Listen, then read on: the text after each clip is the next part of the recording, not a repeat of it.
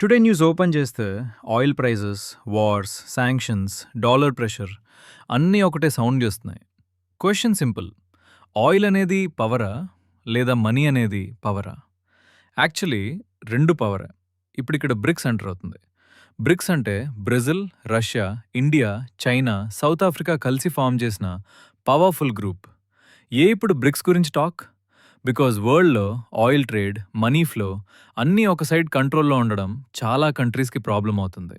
Sanctions పెడితే economy freeze, dollar control ఉంటే trade slow.